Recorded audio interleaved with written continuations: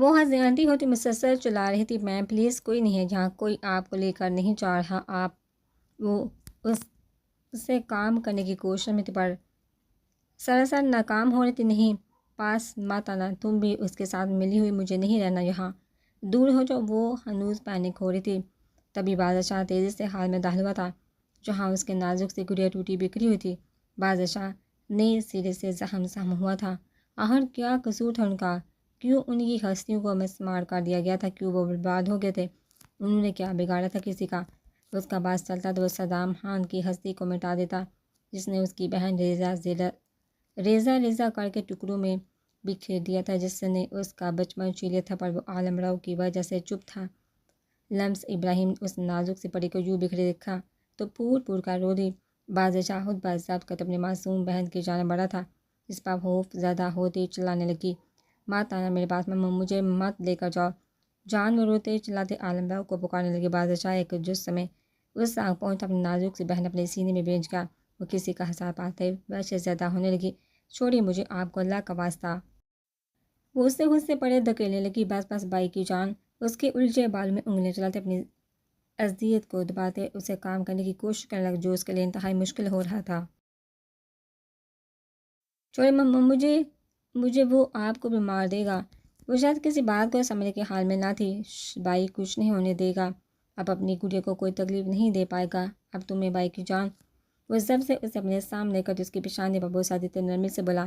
اس کے لفظ میں اپنائیت کا احساس پاتے وہ کچھ پرسکون ہوئی تھی، پر دل اب بھی خوف سے جگڑا ہوا تھا۔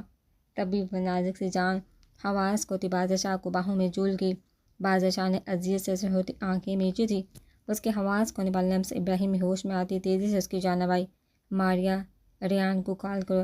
بادشاہ ماریا پر حکم صادر کرتے اسے اٹھائے اس کے روم کی جانب بڑھا، اسے بیڈ پر لٹاتے ہوئے اس کے قریب چڑھ رکھتے بیٹھ کے اپنی بہن کی تکلیف پر اندر سے پور تڑپتا نڈھال سا ہونے لگا تھا۔ وہ 2 دن بعد اس کے برتھ ڈے پر اسے سرپرائز دینے والا تھا، اسے بتانے والا تھا کہ وہ اس کا بھائی ہے، پر شاید حقیقت کھلنا اسی طرح لکھا تھا۔ اور وہ کوئی اتنا انجان رہا تھا اپنی بہن سے، نہ جانے کون سی اذیت اٹھائی تھی اس ننھی سی جان نے، کیا جو اس حال میں تھی۔ اس کے چھوٹے ہاتھ چومتے اس کے ماتھے پر بوسہ دیتا، وہ اپنی بہن کی اذیت پر خود مر رہا تھا۔ کچھ ہی دیر میں تیزی سے روم میں داخل ہوا تھا۔ بازی کیا ہوا بابی؟ ریان ملک اپنی میڈیکل کٹ کھولتے دریافت کرنے لگا، پر بادشاہ سے کچھ کہا ہی نہیں کیا تھا۔ تبھی اندر آتے ماریا نے اسے تمام صورتحال سے آگاہ کیا۔ ریان ملک اس کا چیک اپ کرتے اسے انجیکشن لگانے لگا، یہ کچھ ہی دیر میں ٹھیک ہو جائے گی، بازی ریلیکس۔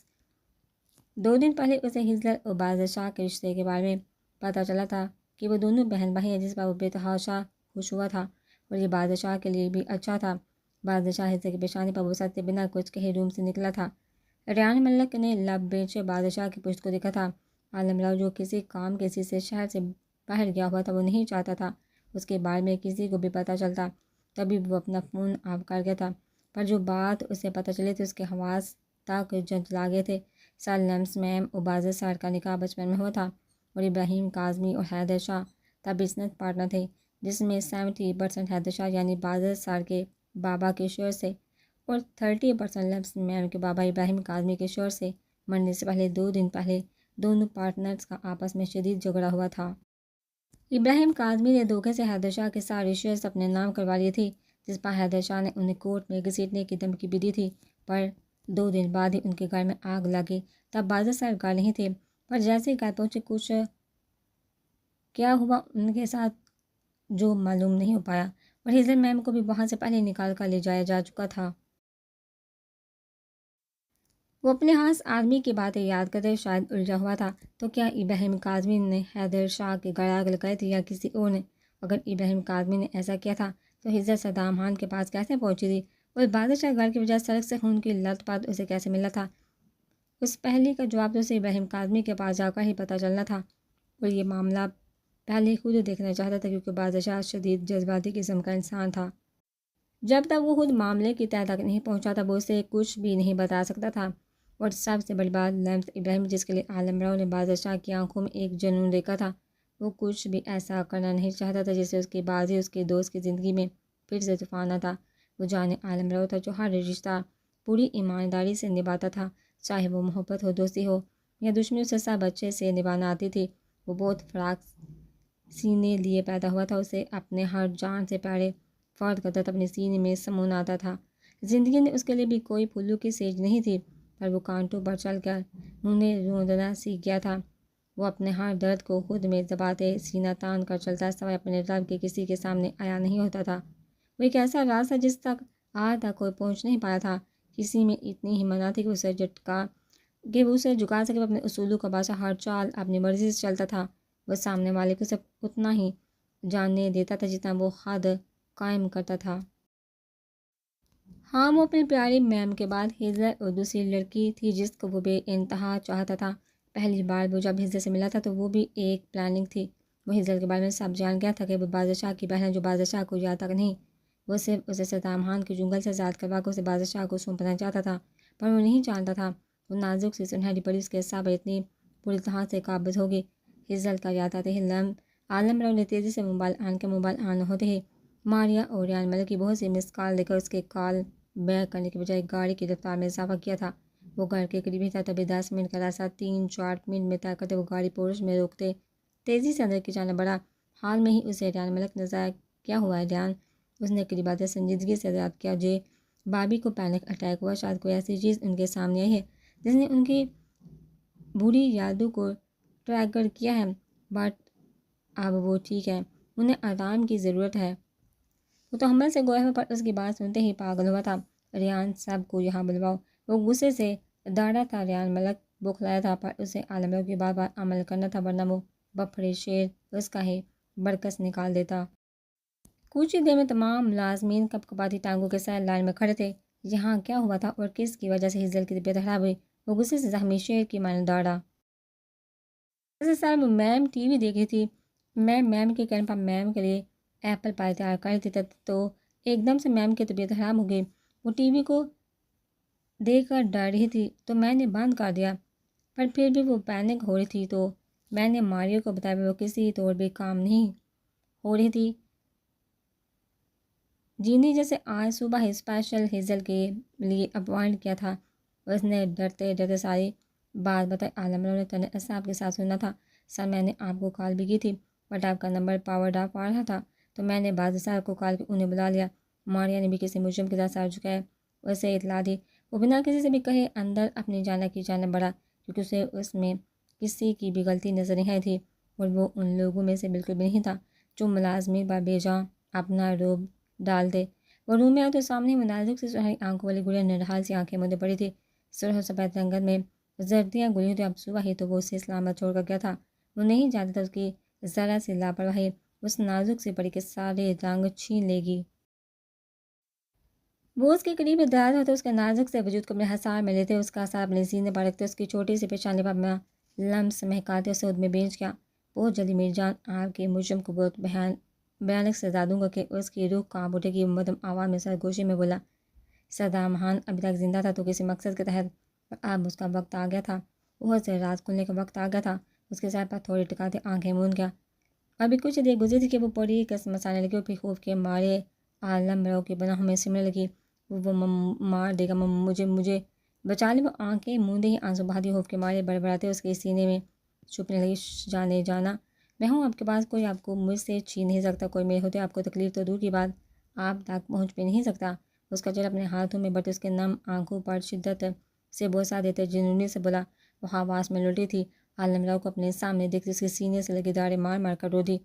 میں مرتی کیوں نہیں جان، میں مر کیوں نہیں جاتی؟ وہ بہت برا ہے جان، اگر اس نے آپ کو کچھ کر دیا تو کیا کروں گی میں جانتی ہوں اس نے انابی کو بھی مار دیا ہے جان، مار دیے آپ دور ہو جائیے، وہ آپ کو بھی مار دے گا۔ وہ اسے خود سے دور دھکیلتی پھر سے پینک ہونے لگی۔ عالم راؤ نے تکلیف سے آنکھیں میچی تھی۔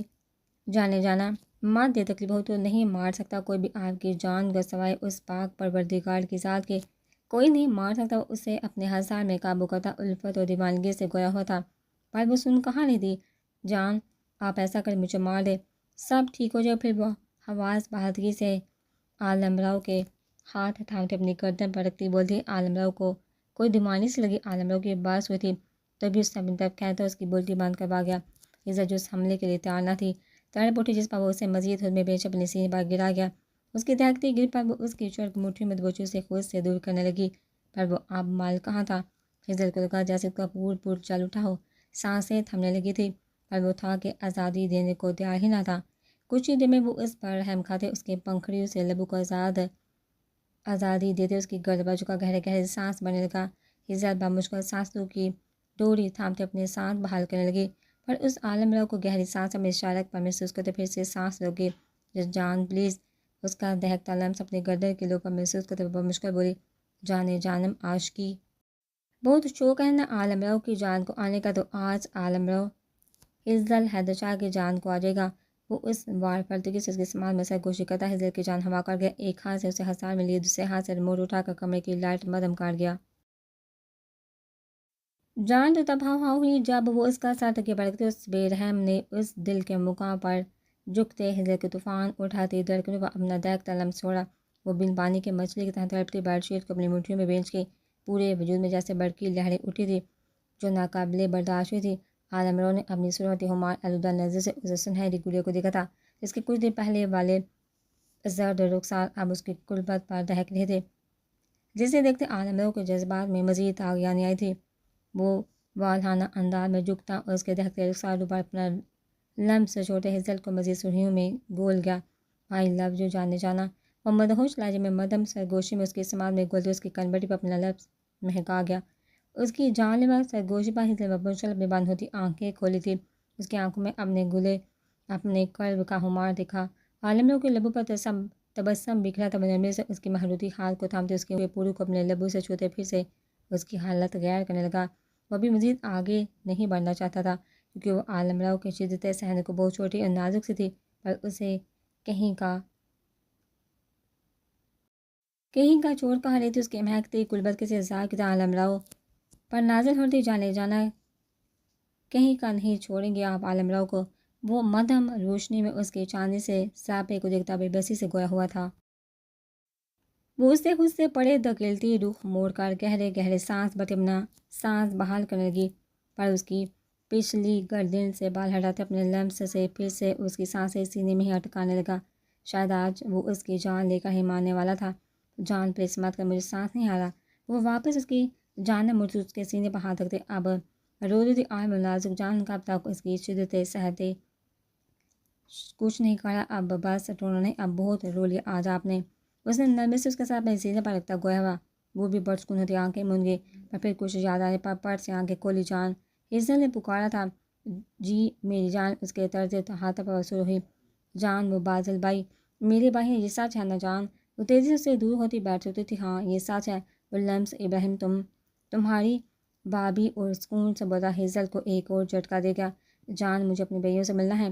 वो तेज़ी से अपने दुपट्टा बेड से उठाती बाहर भागी थी, पर 2 कदम बढ़ी वो चकरा कर लड़खड़ाई थी, पर उससे पहले कि वो गिरती आलम उसे थाम गया था।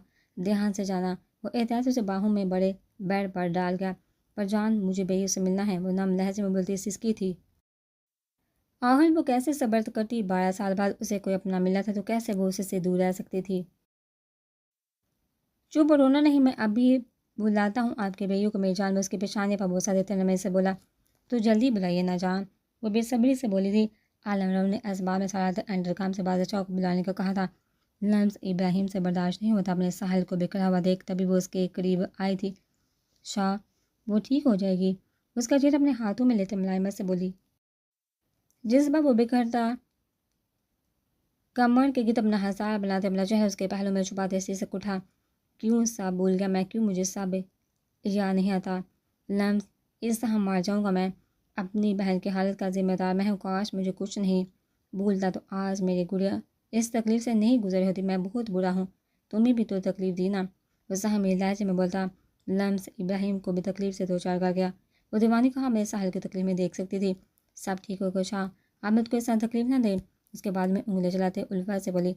बादशाह ने दस्या कथाई आंखों वाली लड़की को देखकर चंदा जाने खुद कितनी बिखरी होती, पर उसे समेटने की कोशिश की थी। बादशाह ने नवे से उसके पहलू पर लाभ रखे तो उस अचानक हुई वारदात पर तड़प उठी। वो जाम जा उसके पहलू पर अपना लम्स महकाते लम्स को पागल करा था। वो अपनी टाप के ऊपर से भी बादशाह के धक्के लबू का लम्स महसूस कर रही थी। شاہ وہ گہرے گہرے سانس بھرتی اسے خود سے دور کرنے لگی، پر وہ کسی بوڑھے سائے کی مانند اسے سے چمٹ گیا تھا۔ اس کا پکار پر اسے خود سے آزاد کر گیا، پر اس سے پہلے کہ وہ اسے سے دور جاتی وہ کھڑا ہوتا ایک جھٹکے میں اسے اپنی جانب کھینچ گیا۔ شاہ پلیز مجھے گارجن ہے، ڈیڈ غصہ ہوں گے، وہ مزاحمت کرتی بولی تھی۔ کوئی کچھ نہیں کہے گا جانے شاہ، تم میری اور میرے پاس اپنے شوہر کے پاس۔ وہ اسے مزید خود میں بھیجتے دیوانگی اور وار پلٹکی سے بولا۔ شاہ بیوی نہیں من کو ہاں اب چھوڑیے مجھے گارجن ہے، وہ بولتی اس کے ہتھیار سے نکلنے کی کوشش کرنے لگی۔ تو کیا تم چاہتی ہو مرمیڈ کے بادشاہ تمہاری سانسوں میں اتر جائے، تمہیں اپنی روح میں بسا لے اور اپنی بیوی کے مقام پر فائز کر دے، اس کی بات پر اپنے فائدے کے لیے استعمال کرتا واہیانہ نظر سے اس کی دلکشی کو دیکھتے گویا ہوا۔ اس کی مجنونانہ نظریں خود پر محسوس کرتے خود میں سمر لگی اور اس کی باتوں پر سر تپا پاؤں گلال میں نہا گئے۔ نہیں شاہ مجھے جانے دے پلیز، سچ میں مشکل ہو جائے گی، وہ اپنی دھڑکنوں کی تاغیانی کو سمیٹتے بعد مشکل بولی تھی۔ مشکل تو سچ میں ہو گئے ہیں میرے جنون، وہ محمول لہجے میں سرگوشی کرتے اس کے کان کیلوں کو اپنے لبوں میں دباتے بولا۔ لمس کے پورے وجود میں سنسنی سی پھیل گئی۔ آپ ایسے کیوں ہو رہے شاہ؟ وہ روحانسی ہوتی اس کی بے خودی پر جو اس کی جان نکال رہا تھا۔ تم ایسا کیوں کرتی ہو مرمیڈ؟ وہ ہنوز انداز میں اس کے نچلے لبوں کو اپنے گھونٹے سے چھوتے بولا۔ اس کی حرکت پر لمس کا دل کسی سوکھے پتھر کی مانند لرز اٹھا تھا۔ میں نے کیا کیا؟ وہ بمشکل اپنے لبوں کو جمچ دے پائی تھی۔ تمہیں کس نے کہا اس بنجاری کو اپنے شہر میں جگڑ کر اسے اپنے گرد طواف کرنے پر مجبور کرو؟ ویسے کون سا منتر پھونکتی ہوں مرمیڈ؟ وہ نرمس اس کی بال کی لٹ اس کی پیشانی سے ہٹاتے سارے الزام اس پر ڈرتا خود بڑی الزامہ ہو گیا تھا۔ لمس ابراہیم کا مارے حیرت کے منہ کھل گیا تھا۔ کتنے کوڑے ہم مسز ساحل شاہ، اس سے گورتی گویا ہوئی۔ Don't call Sahil Shah, I am Badshah. Okay my lady. اس کے لبوں پر انگلی رکھتے دوستی سے گویا ہوا لمس ابراہیم کے وجود میں سنسنی سے پھیل گئی تھی۔ شاہ مجھے گارجن ہے پلیز، وہ نظر جھکائے بولی تھی۔ اتنی جلدی کیا ہے میرے جنون؟ وہ شاید اسے خود سے دور جانے نہیں دینا چاہتا تھا۔ وہ ہمار آلودہ لہجے میں بولا۔ اس کی کن پر اپنا لمس چھوٹے سے گلال کر گیا۔ چلو آجو، وہ اسے لیے باہر کی جانب بڑھا۔ ماریا جو بادشاہ کو بلانے آئی تھی اسے لمس ابراہیم کے ساتھ باہر جاتا دیکھ عالمرو کے روم کی جانب اسے اطلاع دینے کے لیے بڑھی۔ وہ کیسا ریئیکٹ کرے گی جب اسے معلوم ہو کہ اس کا ایک بھائی بھی اس دنیا میں ہے؟ جب وہ پورے حواس میں مجھ سے ملے کہ لمس تو تم نہیں جانتے میرے دل کی کیفیت کیا ہوگی۔ وہ کتنا خوش تھا، اس کے چہرے سے صاف محسوس ہو رہا تھا۔ آپ خوش ہیں شاہ؟ اس کی خوشی جھلکتے لہجے میں چہرے کو دیکھتے متبسم لہجے میں مطلع کر رہی تھی۔ 12 سال میں پہلی دفعہ میری گڑیا، میری ماما پاپا کی نشانی، میری چھوٹی سی گڑیا اور تم بھی مل گئی مجھے میرے جنون۔ بادشاہ اچانک سے اتنی خوشی پا کر کہیں مر ہی نہ جائے۔ لمس بادشاہ، وہ خاں سے ڈرائیو کرتے اس کا مہروتی ہاتھ تھام کر اپنے لبوں سے لگاتے مسرور سے انداز میں گویا ہوا۔ کچھ دیر میں وہ کاظمی ہاؤس کے سامنے تھے۔ لمس تم ابھی گھر جا کر میرے بارے میں کچھ نہیں بتاؤ گے کہ میں ساحل؟ اس نے سپار لہجے میں تاکید کی۔ اس کی بات پر وہ الجھی۔ تو میں کیا بتاؤں گی گھر کے، میں کس کے ساتھ تھی اور کس حق سے؟ وہ بلتا ہرٹ ہوئی تھی۔ اس کے پل پر رنگ بدلے پر کیا اسے اچھا نہیں لگا تھا ان کے نکاح کے بارے میں جان کر؟ وہ فوراً بدگماں ہوئی تھی۔ تم بس کہنا، بادشاہ نے کہا کہ تم بس میری ہو، صرف میری۔ اس کا ہاتھ تھامتے اس کی مہروتی انگلیاں اپنی آہنی انگلیاں الجھاتے عجیب سا لہجے میں بولا۔ لمس ابراہیم کو لگا اس شخص کو اس وقت تو بالکل نہیں سمجھ پائے گی، تبھی اس کے ہاتھ سے ہاتھ کھینچتے تیزی سے گاڑی سے نکلتی افندی ہاؤس میں بڑھ گئی۔ عجیب انسان تھا، ابھی کچھ دیر پہلے کیسے اس پر خوشی جتا رہا تھا کہ وہ خوش ہے، اپنا جنون اس پر انڈیلتے اسے پاگل کر رہا تھا، پر اب پھر سے یکلہت سرد سیب کو بادشاہ کے آدمی جب زخمی افندی ہاؤس چھوڑنے آئے تو ابراہیم افندی اور سبرینا کے ہاتھ پاؤں بھول گئے۔ کون ہو تم لوگ اور کیا ہوا ہے اسے؟ وہ تو صاحب کی حالت دیکھ کر ہی بوکھلا گئے تھے۔ ان کا یہ حال ہمارے باس نے کیا، آپ لوگوں کے لیے پیغام بھی بھیجا ہے کہ اس کے لیے اچھا ہوگا یہ لمس بابی سے دور رہے گا، ورنہ ایک پل نہیں لگے گا اسے دنیا سے رخصت کرنے میں۔ اسے صوفے پر پھینکنے کے انداز میں ڈالتے وہاں سے جانے لگے۔ رکو، کون تم لوگ اور کون بوس تمہارا؟ اور میری بیٹی کہاں؟ انہوں نے غصے سے سبزار کیا۔ ہمیں جو کہا گیا ہمارا کام ہو گیا، وہ کہتے وہاں سے نکل کے وہ غصے سے پیر جوتا کھا کر گئے۔ انہوں نے گھر میں ہی ڈاکٹر کو بلوا کر اس کا ٹریٹمنٹ کروایا۔ اب وہ بے صبری سے لمس کا انتظار کرتے، تبھی ان کا انتظار ختم ہوا اور وہ لاؤنج میں سر جھکا داخل اسے آتا دیکھتے ہی وہ اس کی جانب لپکے۔ کہاں تھے تم؟ اور کون تھا اور جس نے صاحب کا یہ حال کیا؟ انہوں نے لمس ابراہیم کا بازو دبوچتے کرہتگی سے ضرب کیا تو وہ سر کر ہے کہ میں پہلے ہی چاہتی تھی ابراہیم کی لڑکی ہماری ناک کٹوا کر ہی دم لے گی۔ ارے اب ہم کیا کریں گے؟ اگر نیازی صاحب کو پتہ چلا کہ انہوں نے اپنے بیٹے کا یہ حال دیکھا تو ہم برباد ہو جائیں گے۔ سبرینا تو سدا تیلی لگانے میں ہی ماہر تھی، بھلا اب کیسے بھی جہر تھی۔ ایک بار پھر سے ان کا ہاتھ اٹھا تھا اور اس پر تھپڑ اتنا شدید تھا کہ زمین بوس ہوئی تھی۔ کچھ دیر کے لیے دماغ سنسا ہو گیا تھا، دل میں شدید درد سا اٹھا تھا، سانسوں کی روانی ساکت ہوئی تھی۔ خبردار، جو اب باہر نکلی تو ٹانگیں توڑ دوں گی میں تمہاری۔ وہ تیر سے کہتے وہاں سے نکل کے سبرینا بھی ایک دم سحر ہیس نظر بامشکل سانس لیتے لمس پر ڈالے وہاں سے نکلی۔ ڈرامے وہ جاتے ہوئے بھی باز نہ آئی۔ پیچھے وہ اپنا انہیلر نکال کے اسے منہ سے لگاتی، اس کی دوا اپنے حلق میں انڈیل دی، اسے زمین پر پٹکتی، پھول پھول کر رو دی۔ ہر کیوں اس کی زندگی میں خوشیوں کی عمر اتنی کم ہوتی تھی؟ جان وہ کیوں نہیں آ رہے؟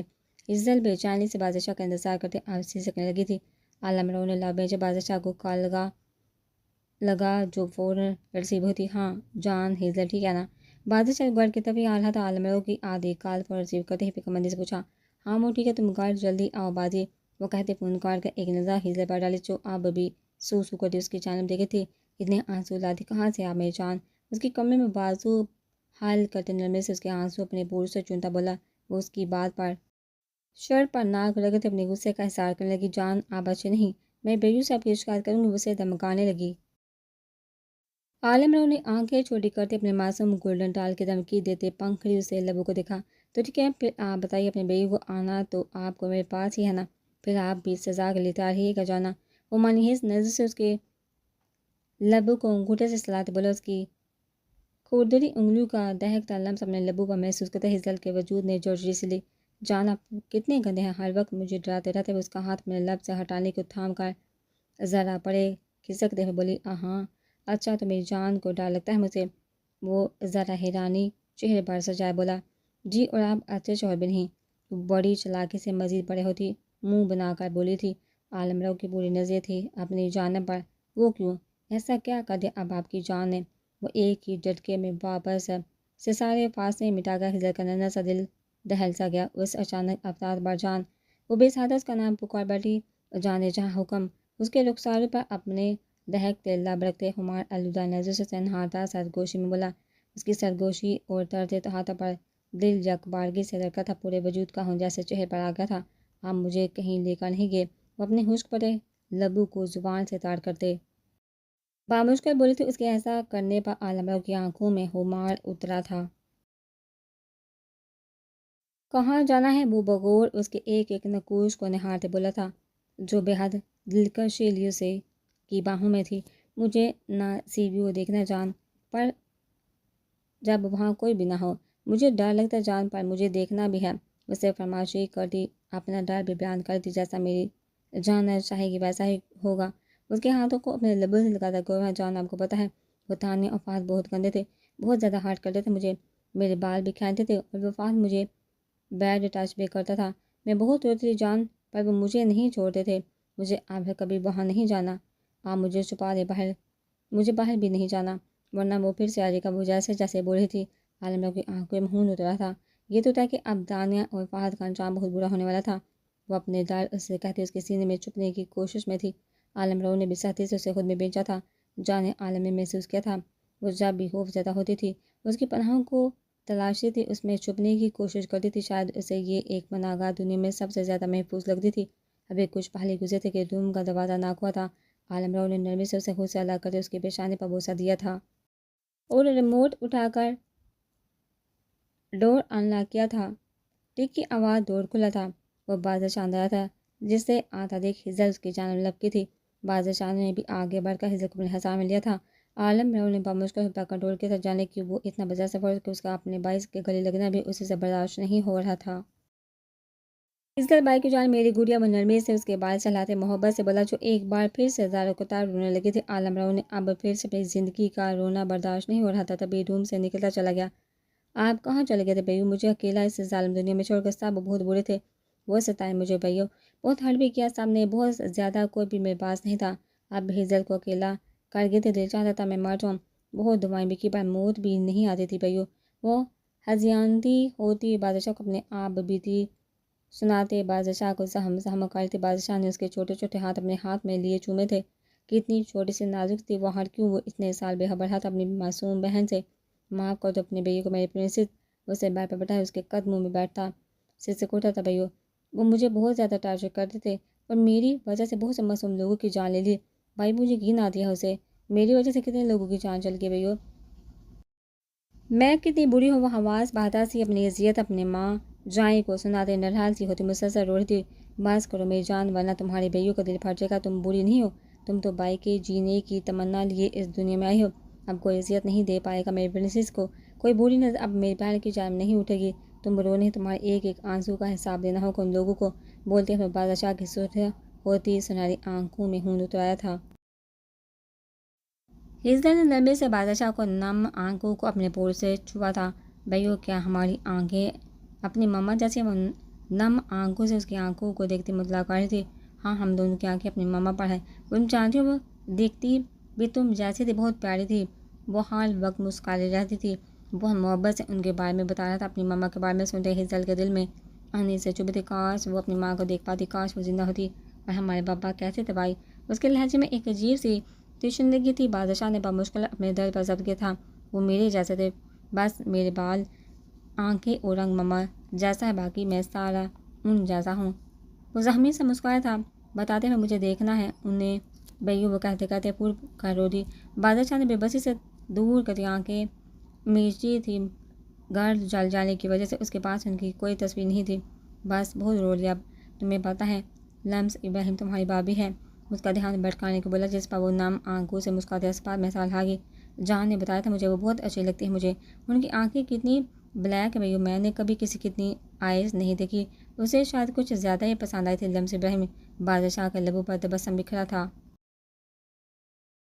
اور اپنی سانسوں میں بکھر تھی، اس کی سانسوں کی خوشبو محسوس ہوئی تھی۔ اس کا دل مچلنے لگا تھا، اسے دیکھنے کو دل بے چین ہونے لگا تھا۔ پھر وہ تھا اور ہجدر کی باتیں جو اب نہ رو رہی تھی اور نہ دکھی ہو رہی تھی۔ بادشاہ اس کا دل بہلانے میں کامیاب ہوا تھا۔ یہاں اتنا سناٹا کیوں ہے؟ رو محل کے حال میں داخل ہوتے ہی ہر طرف خاموشی دے کر ستارہ نے گھبرا کر اس کا بازو تھاما۔ سانس تو ریان ملک کی خوشبو تھی۔ وہ دونوں ہاسپٹل گئے تھے، یہ موت کا سناٹا ہے۔ وہ ادھر ادھر دیکھتا بڑبڑایا، کیونکہ جو کانڈ اس نے کیا تھا اب خوف بھی آ رہا تھا۔ کیا کہا آپ نے؟ ستارہ کو اس کی بڑبڑاہٹ کو سمجھ نہیں، تبھی پوچھا کچھ نہیں، تم گھبرا مت۔ اس نے ستارہ کی پیشانی پر اپنا لمس چھوڑتے ہوئے بولا۔ وہ حیرت سے شروع ہوتی سر جھکا گئی۔ تبھی ایک گولی چلی جو ریان ملک کے بالکل کان کے قریب سے گزری۔ ستارہ کی چیخ نکل گئی، ریان ملک نے بھی تھوک نکلی۔ تبھی مونا زینے سے اترتی اس کی جانب آئی، جو سخت غصے میں نظر آ رہی تھی، اور آدھے ایک زوردار مکہ اس کے منہ پر چڑھ دیا۔ ستارہ جو اس بلا کو دیکھی تھی، black jean shirt, black jacket پہنے، سرخ سفید رنگت بالوں کی اونچی پونی بنائے، سبز آنکھوں میں غصہ لیے ریان ملک کو کھا جانے والی نظر سے دیکھتی اسے مار چکی تھی کمینے ملک۔ اس نے مارنے کے لیے پھر سے ہاتھ اٹھایا، جو ریان ملک نے تھام لیا۔ مونا ڈارلنگ کیا کری ہو؟ کیوں بنا آگ کی تندور بنی ہوئی ہو؟ اس کا ہاتھ تھامتے بولا۔ ستارہ تو ڈارلنگ لفظ پر ہی اٹک گئی۔ تبھی ایک مکہ اور اس کے منہ پر اور پڑا، ریان ملک کا جبڑا ہل گیا۔ ستارہ جیسے سکتے میں آ گئی۔ بازی میری جان کے دشمن! ریان ملک نے اپنے منہ پر ہاتھ رکھتے کراہتے کہا، جو سرخ آنکھوں سے اسے گھورتا۔ ریان ملک کی جان ہوش کو کر گیا۔ سامنے ہی صوفے پر عالم رو ٹانگ پر ٹانگ بیٹھا تھا۔ بازی مونا، جب تک اس کے حواس ٹھکانے نہ آ جائیں اس کو بجاتے رہو۔ وہ سکون سے ٹیبل سے سیب اٹھا کر سکون سے حکم دیتا کھانے لگا۔ ارے میں کیا ڈول ہوں جس سے یہ دونوں بجائیں گے؟ ریان ملک تو جیسے صدمے نے آ گرا، وہ تو جیسے اسی کا انتظار کرتے دونوں اس بار ٹوٹ پڑے۔ ستارہ کو تو کچھ سمجھ نہیں آ رہی تھی، یہ کیا ہو رہا ہے؟ جی بچا لو ان ظالموں سے، ورنہ یہ تو پہلے ہی میرا پتہ صاف کرنا چاہتے۔ ریان ملک نے دہائی دی، پر وہ پرسکون سا بیٹھا سیب سے انصاف کر رہا تھا۔ باز اس پر چڑھا، اس کے پہلو میں مکے پہ مکہ جڑ رہا تھا۔ اوئے بازی جلاد، کہیں تو میرے گردے کے پیچھے تو نہیں پڑ گیا؟ چھوڑ مجھے کمینے، اللہ کرے تیرا بیٹا تو اسے بھی 4 ہاتھ اوپر کمینہ میسنا اور جلاد ہو، جو تجھے لوہے کے چنے چبائے، تجھے خوب ذلیل کرے۔ وہ مار کھاتا دل کے براس نکالتا مونا کو ہنسنے پر مجبور کر گیا، جبکہ بادشاہ نے اپنے کام میں مگن تھا۔ بنا اس کی بددعاؤں پر کان دھرے مونا نے اس کے بال کھینچے۔ مونا ڈارلنگ، گنجا کرنا ہے کیا مجھے؟ یہ ٹیلنٹ اپنے شوہر پر آزمانا مجھ چلایا۔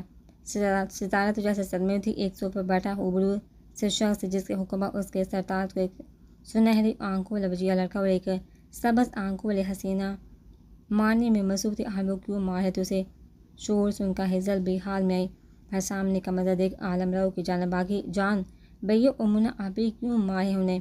وہ نرم دل کی گڑیا روحانسی ہوئی عالمرو نے اسے کھینچ کر اپنے قریب بٹھا لیا۔ کچھ بھی نہیں ہوا، اچانک اسے مسل پل ہو گیا ہے، وہ تو اس کی مدد کر رہے ہیں۔ اس کا چہرہ اپنی جانب قطع نرمی سے اس کے چہرے سے بال ہٹاتے ہوئے سکون سے گویا ہوا۔ کمینے تیری ہمت کیسے ہم سے غداری کرنے کی؟ بادشاہ نے اس کا بازو مروڑتے ہوئے دانت سے غداری لفظ پر زور دیتے کہا۔ مارے کھاتے ریان ملک کا دماغ باغ سے اٹھا، یعنی یہ اتنی حالت واریا اس لیے ہو رہی تھی۔ تبھی اس کے کان میں کسی کی سسکیوں کی آواز سنائی دی۔ مونا اور بادشاہ کے ہاتھوں کے عالمرو جو ہجرت کا دہنا اپنی جانب مبذول کروا اسے سے باتیں کرنے میں مگن تھا، ان دونوں نے بھی سر اٹھا کر اسے دیکھا جہاں ستارہ ہچکیوں سے رو رہی تھی۔ کہاں برداشت اپنے جانے عزیز شوہر کو مار کھاتے دیکھنا، تبھی سسک کر رو دی۔ پلیز مات ماری، وہ ہچکیاں لے کے بولی۔ اسے روتا دیکھ ریان ملک کے دل کو کچھ ہوا۔ اونٹا پر مشکل چلتا اس کے پاس اس کے سامنے گھٹنوں کے بل بیٹھے، محبت سے اس کے آنسو اپنے بورڈ سے چنے مائشائے اسٹار۔ کچھ بھی نہیں ہوا، وہ صاحب مذاق کر رہے تھے۔ وہ نرمی سے مدھم لہجے میں بولا۔ بادشاہ مونا نے حیرت سے اس کی جانب دیکھا جو اس وقت وہ لاابالی سا ریان ملک کہیں سے نہیں لگ رہا تھا، جو اس وقت ایک لڑکی کے سامنے گھٹنوں کے بل بیٹھا اسے رونے سے باضابطہ اس کے آنسو صاف کر رہا تھا۔ حالانکہ انہیں اپنے ہاتھوں کی صفائی کو پورا یقین تھا کہ ریان ملک کا انگ انگ ان دونوں کے ہاتھ کی دھلائی سے دکھ رہا ہوگا، پر وہ بنا اپنی تکلیف کی پرواہ کیے اس کے آنسو صاف کر رہا تھا۔ ہاں سب اچھے نہیں ہیں، ہم واپس چلتے ہیں، اس کا پھٹا ہونٹ دیکھ کر تکلیف سے بولی۔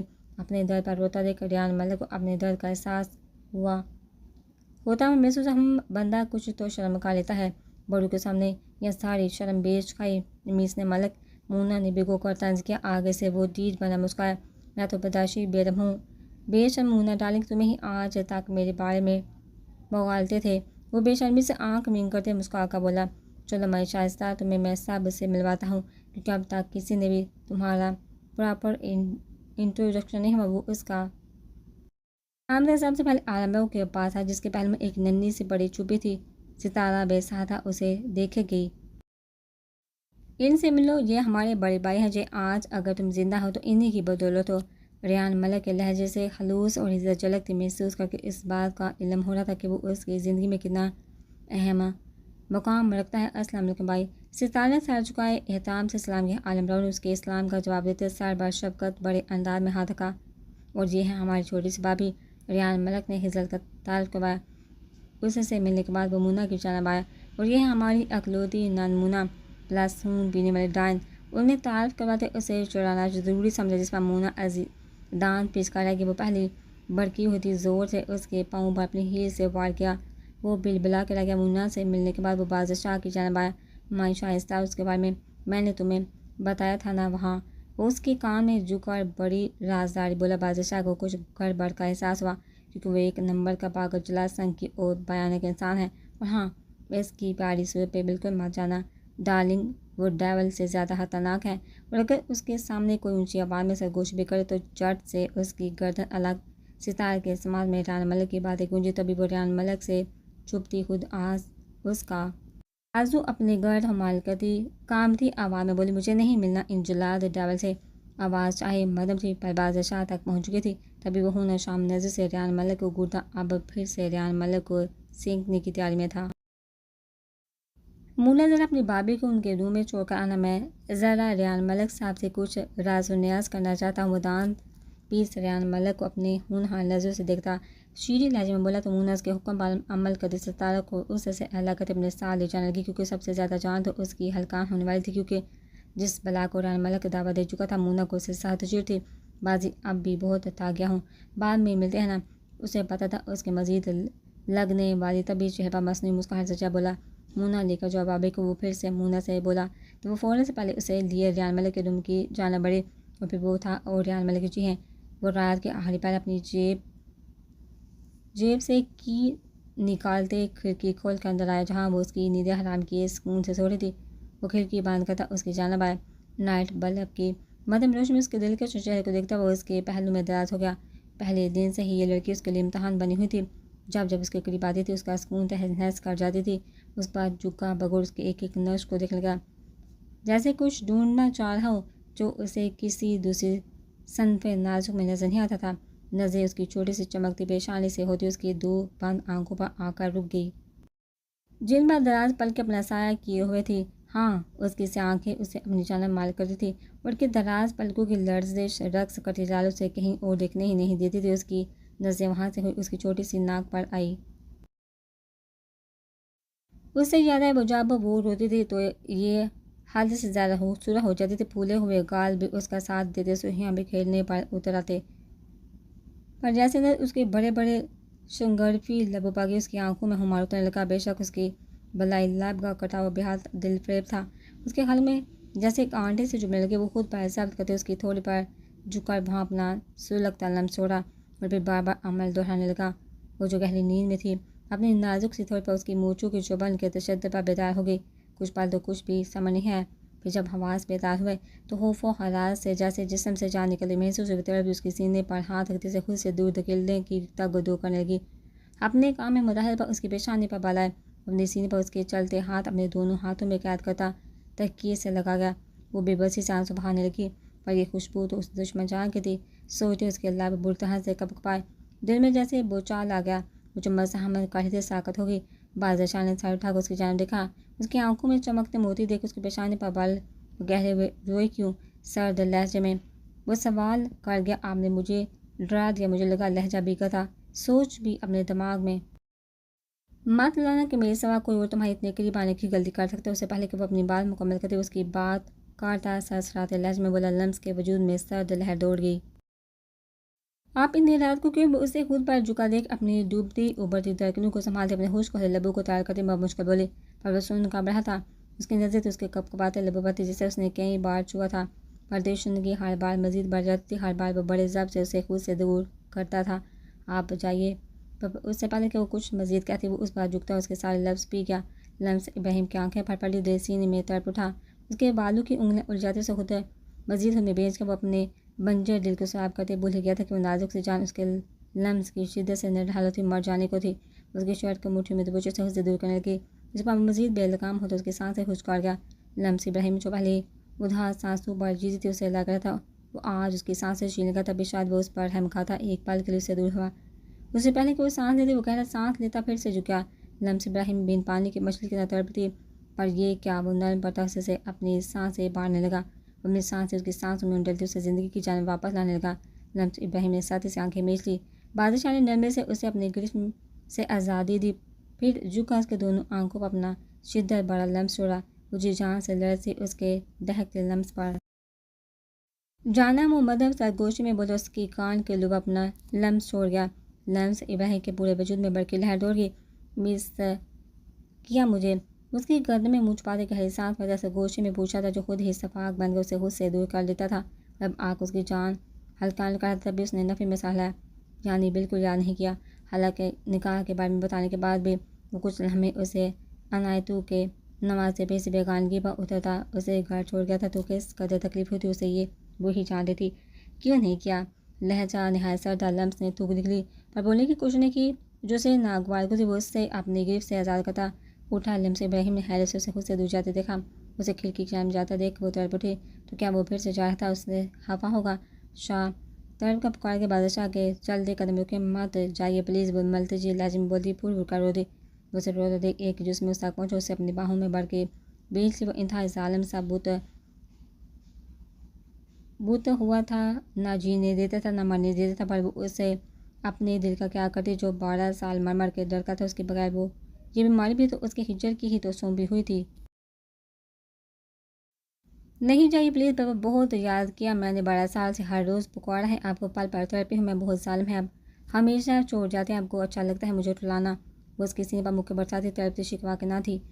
بادشاہ نے کرب سے آنکھیں میل لی، آج وہ بھی تو کرب میں تھا، سانس تو اس کی بھی سینے میں الجھی ہوئی تھی، تبھی تو آیا تھا وہ اس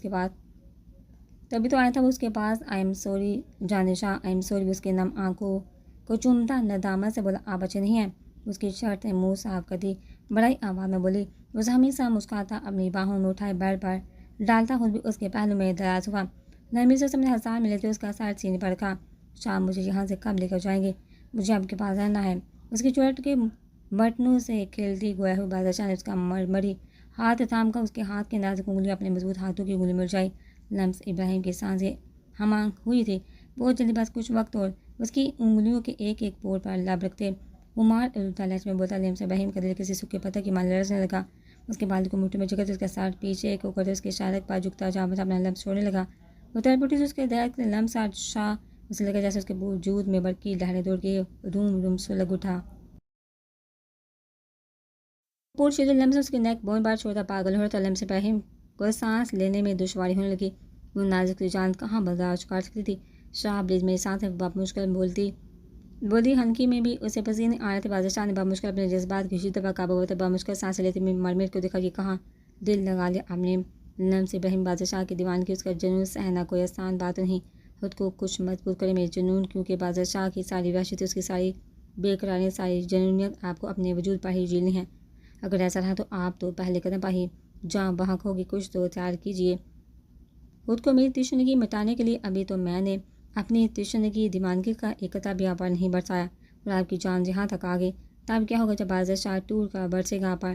وہ آنکھوں میں ہمالی دیوانگی وار پلٹ کے اپنے جنون کی داستان سناتے اس کے لبوں پر انگوٹھے سے سہلاتے۔ سچ میں لمس ابراہیم کی جان ہوا کر گیا۔ وہ پور کانپتی اپنا چہرہ اپنے ہاتھوں میں چھپائے رخ موڑ کی کس قدر بے باک تھا یہ شخص۔ باتوں سے اس کی جان نکال گیا تھا، عمل کا تو سوچ کا ہی وہ مرنے والی ہوگی۔ اس کی شرمانے پر بادشاہ کے لبوں پر تبسم بکھرا۔ وہ نرمی سے اسے اپنی جانب کھینچتے پیچھے سے اپنے حصار میں لیے اس کے سیاہ بالوں میں چہرہ چھپا کے وہ بوکھلا کر مزاحمت کرنے لگی۔ مرمر ڈونٹ موو، میرا جنون ورنہ پچھتائیں گی۔ اس کے بالوں میں گہرا سانس بدل سے گوشے میں ملوث ساکت ہوتی۔ کچھ ہی دیر میں وہ سکون سے آنکھیں موند گئی۔ بادشاہ اپنے آفس میں اپنی چیئر پر بیٹھا اسکرین پر نظر جمائے کی بورڈ پر تیزی سے انگلیاں چلا رہا تھا، کیونکہ اسے آج جلدی گھر جانا تھا، کیونکہ عالم راؤ نے ایک پارٹی پلان کی تھی۔ ایک اہم میٹنگ کی وجہ سے وہ دونوں آفس آئے تھے۔ میٹنگ اٹینڈ کر کے عالم راؤ تو جا چکا تھا، وہ ابھی بھی یہیں تھا۔ تبھی اس کے ٹیبل پر رکھا فون رنگ ہوا۔ ہاں ولید، اس نے کال ریسیو کرتے ایک نظر گھڑی کی جانب دیکھا۔ سر ابراہیم افندی آپ سے ملنا چاہتے ہیں، ولید نے اطلاع دی۔ بادشاہ کے لبوں پر ایک طنزیہ مسکراہٹ نے احاطہ کیا۔ وہ چاہتا تھا وہ ضرور آئے گا آج صبح ہی۔ جب وہ لمس ابراہیم کو سوتا چھوڑ کے اس کے قریب سے اٹھ کر آیا تھا تو اسے اس کی نازک سی گال پر کسی کی انگلیوں کے نشان نظر آئے تھے جو رات مدھم روشنی کی وجہ سے نظر نہیں آئے تھے۔ بھجواؤ انہیں، وہ کہتا کال ڈسکنیکٹ کر گیا۔ مسٹر ابراہیم افندی آپ آ ہی گئے، وہ دل ہی دل میں بولتا گہرا مسکرایا اور اپنی چیئر سے اٹھا گلاس وال کے سامنے جا کھڑا ہوا۔ کچھ ہی پل میں ابراہیم افندی دور نہ کرتے اجازت ملنے پر اندر آئیے۔ مسٹر افندی کیسے مزاج ہیں آپ کے؟ بادشاہ اس کی جانب گھومتا طمانینت سے بولا تو ابراہیم افندی نے مسکراتے ہوئے اس کی جانب ہاتھ بڑھایا جو اس وقت بلیک فور پیس میں سوٹ بوٹ وجاہت کا شاہکار لگ رہا تھا۔ اس میں مرغوب نظر بادشاہ نے ان کا بڑا ہاتھ تھاما۔ کافی مضبوط اور بھاری ہاتھ ہے آپ کا مسٹر افندی، اس کے ہاتھ پر اپنی گرفت مضبوط کرتا سرد لہجے میں بولا۔ ابراہیم افندی ناسمجھی سے مسکرائے اور آپ کی انگلیاں بھی کافی آہنی معلوم ہو رہی ہے۔ آئی ایم شور جب کسی کی گال پر یہ ہاتھ پڑتا ہوگا تو ضرور اپنے نشان چھوڑ جاتا ہوگا، جیسے 2 دن پہلے میری مرمر لمس ابراہیم کے گال پر انگلیاں اپنے نشان چھوڑ گئی۔ اس کے ہاتھ پر اپنے ہاتھ کی گرفت مضبوط کرتا کڑہت زیادہ لہجے میں بولا۔ آنکھوں سے جیسے شعلیں نکلنے لگی۔ ابراہیم افندی کو اپنا ہاتھ ٹوٹا ہوا محسوس ہوا۔ درد کی شدت سے اس کی پیشانی پر پسینے کے قطرے نمودار ہوئے۔ وہ میری بیٹی ہے، میں کچھ بھی کروں تمہیں اس بات سے کچھ لینا دینا نہیں۔ وہ تلخی سے گویا ہوا میری مرمر ڈیو بادشاہ کا شدت جنون ہے، کاش کہ آپ ان کے باپ نہ ہوتے افندی صاحب تو بادشاہ ایک آپ کا ہاتھ نہیں۔ وہ بولتا رکا۔ اس کے ساتھ ابراہیم افندی کی سانسیں بھی ساکن ہوئی، بلکہ اس ہاتھ کا ایک ایک کر کے ناخن نکالتا، پھر ایک ایک انگلی کو کاٹتا، پھر وہ بازو ہی اکھاڑ دیتا۔ حرکت دے گا میری مرمر کے نازک رخسار پر تکلیف پہنچا گی۔ وہ سرخ رنگ آنکھوں میں انگارے لیے سرسراتے لہجے میں بولا۔ اب بھی اس کی آنکھوں کے سامنے وہ منظر گھوم رہا تھا جس اس نے اپنی مرمر کے سر سے اسکارف نکالا تھا تو اس کے چہرے پر انگلیوں کے نشان دیکھ اس کا خون کھول اٹھا تھا، پر اس وقت اس کی مرمر کو سانس کی زیادہ ضرورت تھی۔ پھر بعد میں اس نے اپنے ایک آدمی کے گھر کے نوکر سے سارا معاملہ پتہ کروایا اور اس سے آپردے کا اپنے لیے کام کرنے کا کہا تو پیسے دیکھ وہ فوراً مان گیا اور ساری باتیں بتا دی۔ لمس کے ساتھ ابراہیم افندی کا رویہ اور یہ بھی بتایا کہ وہ اکثر اس پر ہاتھ اٹھاتے تھے۔